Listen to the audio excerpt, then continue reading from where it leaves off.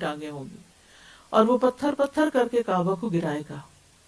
اور اس بات کی طرف اشارہ کیا جاتا ہے کہ کعبے کا یہ ڈھایا جانا اللہ کے فرمان حرمن آمنن کے مخالف نہیں، کیونکہ یہ قیامت کے قائم ہونے کے کچھ دیر ان میں سے ایک یہ ہے کہ بیت اللہ کے پاسبان بیت اللہ کی حرمت پامال کریں گے۔ مسند احمد کی روایت ہے، رسول اللہ صلی اللہ علیہ وسلم نے فرمایا بیت اللہ کی حرمت اسی کے پاسبان پامال کریں گے، یعنی جو اس کی لک آفٹر کر رہے ہیں وہی۔ اور جب لوگ بیت اللہ کی حرمت کو پامال کر دیں پھر عرب کی ہلاکت کے متعلق سوال نہ کرو، بلکہ حبشی آئیں گے اور اسے اس طرح ویران کر دیں گے کہ وہ دوبارہ کبھی آباد نہ ہو سکے گا، اور یہی لوگ اس کا خزانہ نکالنے والے ہوں گے، یعنی بیت اللہ کے نیچے جو خزانہ ہے۔ ایک اور روایت سے پتہ چلتا ہے کہ کعبہ کا گرا دیا جانا قیامت کے قریب آنے کی علامات میں شمار کیا جاتا ہے، اور یہ حبشہ کے ایک آدمی کی طرف سے ہوگا جس کو ذی سویقتین یعنی دو چھوٹی پنڈلیوں والا کہہ کر پکارا جائے گا، کیونکہ اس کی پنڈلیاں چھوٹی اور باریک ہوں گی۔ آپ نے اس کی صفت بیان کی کہ وہ کالے رنگ کا ہوگا اور اس کی پنڈلیوں کے باہم فاصلہ دور ہوگا، یعنی کھلی کھلی ٹانگیں ہوں گی، اور وہ پتھر پتھر کر کے کعبہ کو گرائے گا۔ اور اس بات کی طرف اشارہ کیا جاتا ہے کہ کعبے کا یہ ڈھایا جانا اللہ کے فرمان حرمن آمنن کے مخالف نہیں، کیونکہ یہ قیامت کے قائم ہونے کے کچھ دیر پہلے تک امن والا ہی رہے گا، لیکن جب قیامت عملاً قائم ہو جائے گی تو پھر یہ امن والا نہیں رہے گا، یعنی جب بالکل قریبی وقت آ جائے گا تو پھر کوئی امن باقی نہیں رہے گا۔ صحیح مسلم کی روایت میں آتا ہے کہ کعبہ کو حبشہ کا چھوٹی چھوٹی پنڈلیوں والا شخص گرا دے گا۔ آپ نے یہ بھی فرمایا، صحیح بخاری کی روایت ہے، گویا میری نظروں کے سامنے وہ پتلی ٹانگوں والا سیاہ آدمی ہے جو کعبہ کے ایک ایک پتھر کو اکھاڑ پھینکے گا۔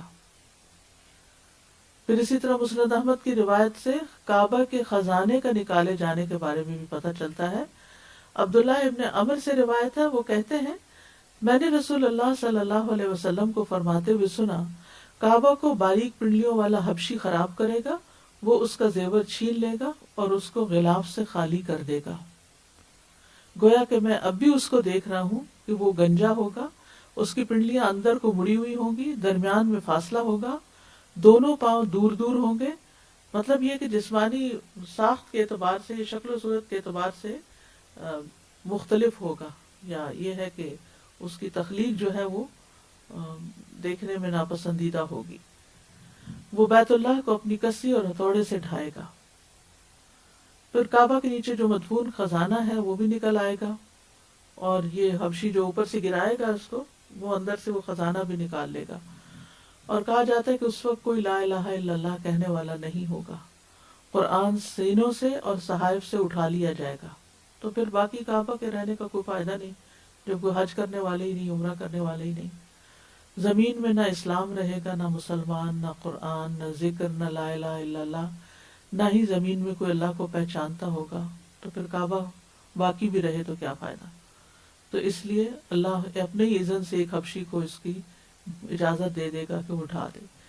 یہ بھی روایت میں آتا ہے کہ کعبہ قیامت کے قریب حج بند ہو جائے گا، ختم ہو جائے گا۔ ابو سعید خدری سے روایت ہے کہ نبی صلی اللہ علیہ وسلم نے فرمایا اس وقت تک قیامت قائم نہیں ہوگی جب تک بیت اللہ کا حج چھوڑ نہ دیا جائے گا، اور یہ بھی بالکل آخری وقت میں ہوگا کہ جب کوئی مومن باقی نہیں رہے گا۔ مدینہ ویران ہو جائے گا، اور یہ قیامت کی نشانیوں میں سے ہے۔ لوگ مدینہ چھوڑ کر چلے جائیں گے، باوجود اس کے کہ وہاں کی زندگی اور اس کے پھل بہت اچھے ہوں گے، پھر بھی یہ خالی رہ جائے گا، کیونکہ کوئی ایمان والا ہی جو نہیں ہوگا۔ ابو ہریرہ کہتے ہیں کہ میں نے رسول اللہ صلی اللہ علیہ وسلم کو فرماتے ہوئے سنا، تم لوگ مدینہ کو بہتر حالت میں چھوڑ جاؤ گے، پھر وہ ایسا اجاڑ ہو جائے گا کہ وہاں وحشی جانور، درند اور پرند بسنے لگیں گے، اور آخر میں مزینہ کے 2 چرواہے مدینہ آئیں گے تاکہ اپنی بکریوں کو ہانک لے جائیں، لیکن وہاں انہیں صرف وحشی جانور نظر آئیں گے، یہاں تک کہ جب وہ ثنیۃ الوداع پہنچیں گے تو اپنے منہ کے بل گر پڑیں گے۔ بعض لوگ مدینہ چھوڑ کر دوسرے شہروں میں رہنے کو ترجیح دیں گے۔ صحیح مسلم کی روایت ہے، رسول اللہ صلی اللہ علیہ وسلم نے فرمایا، لوگوں پر ایسا زمانہ آئے گا کہ آدمی اپنے چچا زاد بھائیوں اور رشتہ داروں کو بلا کر کہیں گے کہ جس جگہ آسانی اور سہولت ہو اس جگہ چلو، یعنی یہاں سے کہیں اور مائیگریٹ کر جاتے ہیں،